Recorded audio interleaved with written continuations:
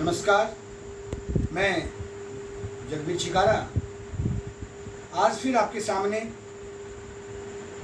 +2 कक्षा के इतिहास विषय के 9 चैप्टर मुगल शासकों के बारे में आप पढ़ रहे हैं। तो उनमें आज हम एक नए शासक जो न्यायप्रिय शासक था, जिसका इतिहास में काफ़ी नाम विख्यात है, जिसका नाम है जहांगीर, जिसको बचपन में शहजादा सलीम के नाम से जाना जाता था। ये अकबर का बेटा था और इसका बचपन का नाम मोहम्मद सलीम था। 1605 ईस्वी में उसने नसीरुल मोहम्मद जहांगीर के नाम से अकबर की मृत्यु के पश्चात सिंहासन रूढ़ हुआ, सिंहासन पर बैठा। इसने सिंहासन संभाला 1605 में। 1611 में इसका नूरजहां से विवाह हुआ। उसका वास्तविक नाम मेहरुनिशा था। ये नूरजहां की उपाधि जहांगीर ने उसको दी थी। उसने जहांगीर के शासनकाल में अपनी महत्वपूर्ण भूमिका निभाई। जहांगीर ने 1627 ईस्वी तक शासन किया।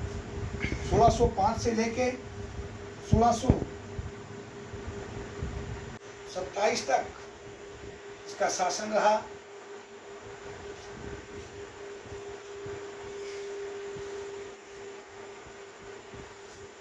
और अपने शासन के दौरान मुगल साम्राज्य के विस्तार के लिए उसने निम्नलिखित प्रयत्न किए, प्रयास किए। पहला था बंगाल के विद्रोह को कुचलना। 1576 ईस्वी में अकबर ने बंगाल को मुगल साम्राज्य में सम्मिलित कर लिया था।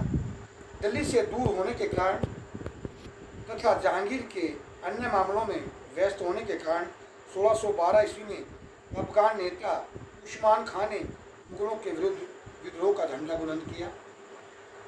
उसने बंगाल की राजधानी ढाका पर अधिकार करने का प्रयास किया। उसने बंगाल की राजधानी पर अधिकार करने का प्रयास किया। ढाके के समीप एक भीषण युद्ध हुआ और मुगल सेनापति इस्लाम खां ने पराजित कर दिया, वह मारा गया। इससे अफगान सेनाओं का साहस टूट गया और उन्होंने आत्मसमर्पण मतलब हथियार डाल दिए। इस तरह मुगलों ने बंगाल में पुनः शांति की स्थापना की। उसके बाद मेवाड़ के अधीन था। 1615 में अकबर के शासन में मेवाड़ पर विजय प्राप्त करने के लिए प्रयत्न किए गए थे, परंतु महाराणा प्रताप की वीरता के कारण मुगलों को की एक चाल न चल सकी, कामयाब नहीं हो सकी। 1597 में जब महाराणा प्रताप की मृत्यु हो गई तो उस समय अकबर दक्षिणी भारत की विजय में इतना व्यस्त था कि मेवाड़ की ओर ध्यान न दे सका। 1605 ईस्वी में जब जहांगीर सम्राट बना तो उसने मेवाड़ पर विजय पाने का निर्णय किया। उस समय मेवाड़ पर राणा अमर सिंह का शासन था। 1606 में ईस्वी से 1613 ईस्वी के दौरान जहांगीर की ओर से मेवाड़ को जीतने के लिए भेजे गए तीनों सैनिक अभियान जो थे वो असफल रहे। मतलब 3 बार जहांगीर ने प्रयास किए, लेकिन तीनों प्रयास जो थे वो मेवाड़ पर विजय प्राप्त नहीं कर सके, अर्थात असफलता हाथ लगी। 1613 में जहांगीर ने मेवाड़ को जीतने के लिए अपने पुत्र खुर्रम, जानते हैं इसके बारे में आप? खुर्रम कौन था? खुर्रम जो आगे जाके मुगल सम्राट शाहजहां के नाम से प्रसिद्ध हुआ था। जहांगीर ने अपने बेटे खुर्रम को मेवाड़ जीतने के लिए उसके नेतृत्व में विशाल सेना भेजी या उसको भेजा। कुछ ही समय में उसने मेवाड़ के अधिकांश प्रदेशों पर अपना अधिकार कर लिया और इनमें से अधिकतर प्रदेशों को नष्ट भी कर दिया। राणा अमर सिंह अपने देश का एक ऐसा नहीं देख सकता था। परिणाम स्वरूप उसने 1615 में मुगलों के साथ समझौता कर लिया, संधि कर ली। इस संधि के साथ जहांगीर का मेवाड़ को अधीन करने का सपना साकार हो गया और इसके अतिरिक्त उसने राजपूतों को अपना घनिष्ठ मित्र बना लिया। इस संबंध में डॉक्टर जे.एल. मेहता कहते हैं, आश्चर्य की कोई बात नहीं कि मेवाड़ की शांति संधि भारत में मुगल साम्राज्य के इतिहास में एक महान घटना साबित हुई, प्रमाणित हुई। उसके बाद जहांगीर ने अपना ध्यान दक्षिणी भारत की तरफ लगाया। जहांगीर ने अकबर की दक्षिण नीति को जारी रखा, क्योंकि अकबर पूरे अहमदनगर को अपने अधीन नहीं कर सका था। इसलिए जहांगीर ने सर्वप्रथम अपना ध्यान अहमदनगर की तरफ दिया और अपने योग्य वजीर मलिक अंबर के नेतृत्व में शक्ति को मजबूत करते हुए आगे भेजा। जहांगीर ने ऐसे शक्तिशाली राज्य का मुकाबला करना कोई आसान कार्य नहीं था। जहांगीर द्वारा अहमदनगर की ओर भेजे गए तीनों सैनिक अभियान मलिक अंबर के कड़े विरोध के कारण असफल रहे और 1617 में जहांगीर ने शहजादा खुर्रम के नेतृत्व में एक शक्तिशाली सेना के साथ अहमदनगर को विजित करने के लिए भेजा गया।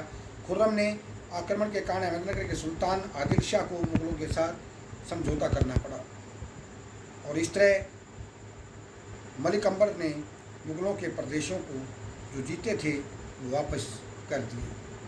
अहमदनगर के सुल्तान ने मुगलों की अधीनता स्वीकार कर ली और उसने वार्षिक कर देना स्वीकार कर लिया। जहांगीर की सफलता से बहुत प्रसन्न हुआ और उसने खुर्रम को शहजादा की उपाधि और 30,000 जात और 30,000 सवार की उपाधि के साथ सम्मानित किया, पद दे दिया। इस तरह जहांगीर दक्षिणी नीति में जो थी पूर्ण रूप से।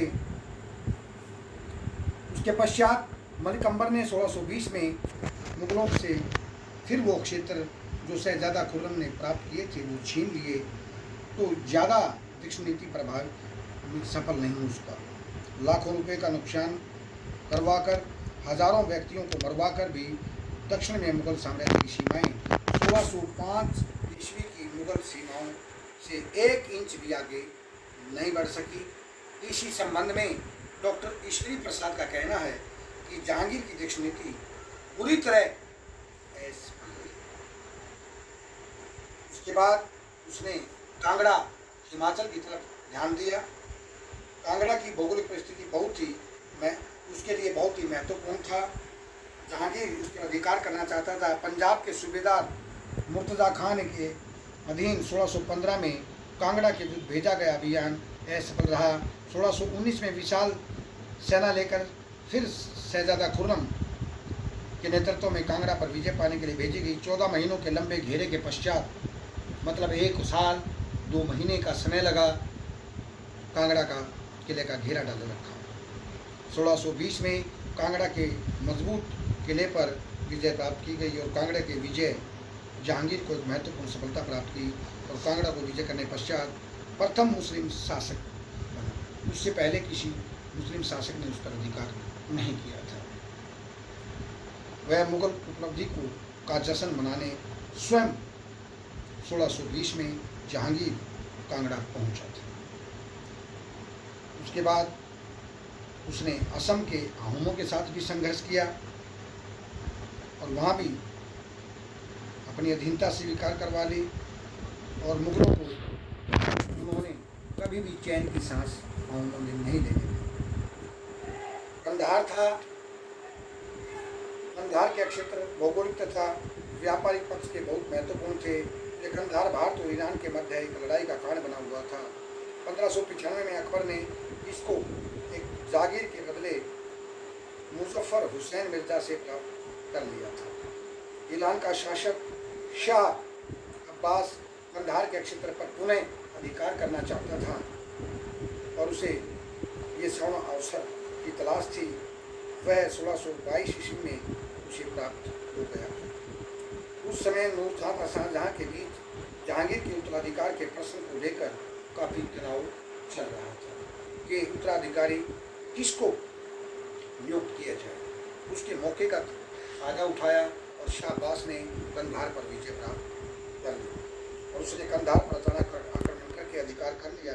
शहजादा खुर्रम तथा महाबत खां के विद्रोह में व्यस्त होने के कारण कंधार को वापस लेने की ओर ध्यान नहीं दे सका और इस तरह 1622 में मुगलों ने कंधार को खो दिया। इस संबंध में डॉक्टर इतिहासकार प्रसिद्ध अश्विनी अग्रवाल ने बहुत ही ठीक कहा कि इस तरह अकबर ने जो प्राप्त किया था जहांगीर ने खो दिया। जहांगीर एक न्यायप्रिय शासक तो था, लेकिन उसने अपने विद्रोह के कारण और नूरजहां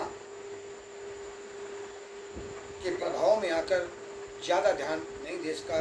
कभी उसके सेनापति विद्रोह कर देते तो कभी उसका बेटा विद्रोह कर देता, क्योंकि जो मेरूनिशा थी, जो जिसका नाम नूरजहां था, वो शहजादा खुर्रम को एक आँख नहीं भाता था। शहजादा खुर्रम उसे गद्दी पर नहीं बिठाना चाहती थी और इस कारण उनमें अनबन चलती रहती थी। कल फिर आपके साथ जहांगीर के बेटे शहजादा खुर्रम अर्थात शाहजहां के बारे में पढ़ेंगे, जो एक बहुत ही प्रसिद्ध शासक हुआ है। इसके जीवन की घटनाओं के बारे में, इसकी विजयों के बारे में पढ़ेंगे। तब तक